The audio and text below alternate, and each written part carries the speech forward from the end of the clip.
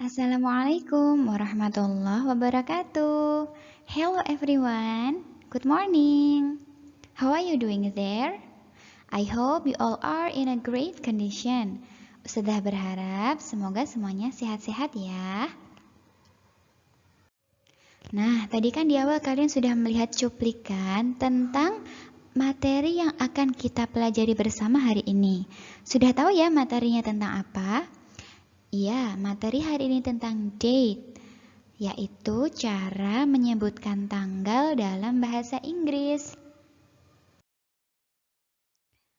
But before we continue our lesson, there is some things to do before study. Jadi ada beberapa hal yang perlu diperhatikan sebelum kita belajar ya teman-teman. The first one is intention atau niat. Mari sama-sama kita luruskan niat kita dulu untuk menuntut ilmu dan mengharapkan ridho Allah Ta'ala. And the second one is ablution atau berwudu.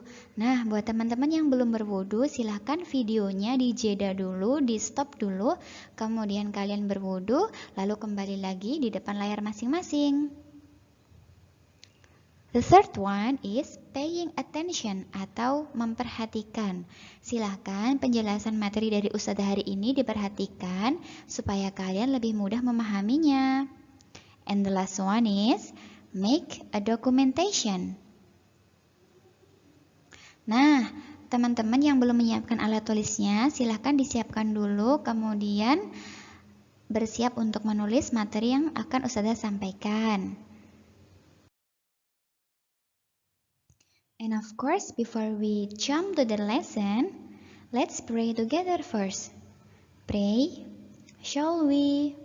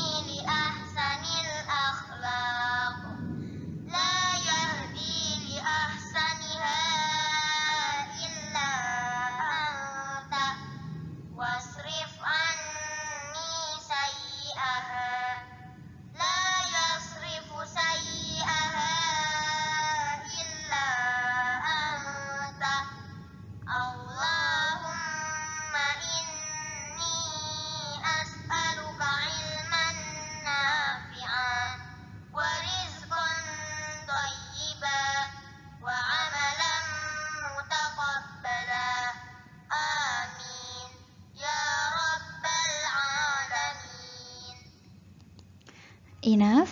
Okay. So without any further ado, let's jump to the lesson. Teman-teman, pasti di antara kalian sudah banyak yang tahu ya ketika ditanya tanggal berapa sih hari kemerdekaan Republik Indonesia? Pasti kalian akan menjawab tanggal 17 Agustus 1945 gitu. Nah, tetapi itu kan kalau ditanyanya pakai bahasa Indonesia. Lalu, apa bahasa Inggrisnya? Apa bahasa Inggris dari 17 Agustus 1945? Itu yang akan kita pelajari hari ini. Maka silahkan diperhatikan penjelasannya setelah ini. Di sini Ustazah punya gambar ya. Please take a look this picture. Di sini ada gambar tentang 3 orang anak yang mendapatkan kejuaraan dari perlombaan yang sedang mereka ikuti. Dalam bahasa Inggris, kita menyebutkan urutan itu tidak memakai angka 1, 2, 3, tetapi urutan ke-1, ke-2, dan ke-3. Maka, anak yang memakai kaos hijau, dia berada pada urutan pertama atau ke-1, dan dalam bahasa Inggris disebutnya first. ditandai dengan angka 1 ST. 1 ST dibaca first. Jadi, urutan pertama pakainya first, bukan one. Oke. Lanjutnya, anak berkaus biru dia mendapatkan urutan kedua, maka dipakainya second. Ditandai dengan 2 ND. Jadi tidak memakai kata two ya. Tidak memakai kata dua, tetapi kedua atau second. Selanjutnya, si baju kuning mendapatkan urutan ketiga, maka disebutnya third. Ditandai dengan 3 RD. Jadi tidak dibaca three, tapi third. Gitu ya teman-teman. Kita lanjutkan. Yang ini disebut adalah ordinal number. Jadi first, second, third itu masuknya ordinal number. Jadi urutan. Nah, setelah ini kita akan membahas dan lebih menjelaskan lagi contoh-contoh yang lain dari ordinal number. Here we have some ordinal numbers. Jadi ini ada beberapa contoh ordinal number yang lain, silahkan diperhatikan. 1 ST dibaca first, artinya pertama. Kemudian 2 ND dibaca second, artinya kedua. 3 RD dibaca third, artinya ketiga. Kemudian 4 TH dibaca fourth, artinya keempat. Lanjut ada 5 TH dibaca fifth, artinya kelima. Lalu ada 11 TH dibaca 11th, artinya ke-11. Lalu 12 TH dibaca 12th, artinya ke-12. Lalu ada 13 TH dibaca 13th, artinya ke-13. Kita juga punya 21 ST yang dibaca 21st, artinya ke-21. Jadi 21 di sini dalam ordinal number tidak dibaca 21, bukan ya, tapi 21st gitu. Dan yang selanjutnya ada 22 ND dibacanya 22nd, yang artinya ke-22. Lalu untuk 23-nya atau ke-23 kita memakai 23 RD atau 23rd. Nah, itu beberapa contoh ordinal number yang harus kita pahami. Dan supaya kalian tidak bingung, silakan diperhatikan note berikut ini. Yang pertama, ST digunakan untuk setiap angka yang belakangnya angka 1, kecuali angka 11. Nah, makanya angka 11 di sini Ustazah berikan tanda merah, yang artinya ini pengecualian. Jadi kalau misalnya 31, kita juga memakainya 31st gitu ya. Nah, untuk yang kedua, ND. ND digunakan untuk setiap angka yang belakangnya angka 2, kecuali angka 12. Nah, ini ya Ustazah lingkari lagi. Ini pengecualian. Jadi semua angka yang berakhiran 2 dia pakainya ND. Jadi kalau 40, misalnya 42, maka kita pakainya 42nd. Oke, bagus. Selanjutnya, RD digunakan untuk setiap angka yang belakangnya angka 3, kecuali angka 13. Sama ya, ini juga Ustazah kasih tanda merah karena ini pengecualian. Jadi kalau ada kalimat misalnya 63 atau kata 63, dia pakainya angka third. Jadi 63rd gitu ya. Baik. Dan note yang terakhir adalah TH digunakan untuk semua angka kecuali 3 pola di atas. Jadi selain pola ST, ND, dan RD menggunakan TH, termasuk 3 angka ini. Oke, do you understand? Bisa dipahami ya? Selanjutnya kita akan membahas tentang month atau bulan. Bulan-bulan dalam bahasa Inggris yang perlu kita ketahui sama ada 12 ya. Yang pertama Januari itu dibaca January. Kemudian Februari dalam bahasa Inggrisnya February. February. Oke. And then Maret itu March. Ulangi. March. Oke. Next is April. Yang mana bahasa Inggrisnya adalah April. April. Oke. Selanjutnya kita memiliki May. Yang bahasa Inggrisnya adalah May. May. Oke. Selanjutnya ada kata Juni atau bulan Juni. Kita bahasa Inggriskan menjadi June. June. Oke. Lanjut bulan Juli bahasa Inggrisnya July. July, gitu ya. The next one is Agustus. Bahasa Inggrisnya August. August. Oke. Lanjut ada September. Bahasa Inggrisnya September. September. Oke. Selanjutnya ada Oktober. Bahasa Inggrisnya October. October. And then November. Bahasa Inggrisnya November. November. And the last one is December, yang itu bahasa Inggrisnya December. December. Well, kita sudah tahu ordinal number dan juga month. Sekarang waktunya kita mempelajari cara pengucapan tahun dalam bahasa Inggris. Di sini Ustazah punya angka 1945 yang dalam bahasa Inggris bisa disebutkan 1945.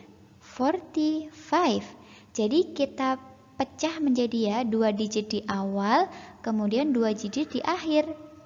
19 kita ambil ke sini, kemudian 45 kita taruh juga. Oh, kemana nih? Oh, ini nih. Ke sini ya teman-teman. Jadi 19 dulu, kemudian 45. Maka jadinya 1945, 1945. Selanjutnya 1981. Maka jadinya 1981. Oke. Lanjut. 1991. Jadinya bagaimana teman-teman? Iya, 1991. Bisa ya? Kita lanjutkan ke 2000-an. Nah, di sini kita punya 2000, maka kita bilangkan apa adanya. 2000. Jadi 2000 dalam bahasa Inggris itu 2000. Kemudian 2002 sama kita hanya menambahkan kata yang di belakangnya. Dikasih and. Jadi 2002. Bisa ya? 2002. And then 2020 menjadi 2020. Masya Allah, brilliant. Oke, sekarang kita sudah tahu ordinal number, sudah tahu month, sudah tahu juga year. Sekarang cara penggabungannya. Di sini we have a formula. Kita punya rumus yang perlu kita perhatikan bersama. Rumusnya adalah month, number, year. Jadi ketika kita mau mengucapkan atau menulis tanggal dalam bahasa Inggris, kita pakainya di awalnya month dulu, kemudian number, kemudian year. Jadi kita pakai bulan dulu, kemudian baru angkanya atau tanggalnya saat itu, baru tahunnya. Nah, sekarang coba perhatikan example yang Ustazah kasihkan ini ya. Di sini Ustazah punya tanggal 22 bulan 1 tahun 1995. Diingat-ingat. Bulannya dulu, kemudian baru angkanya, baru tahunnya. Maka jadi bagaimana? Nah, lihat.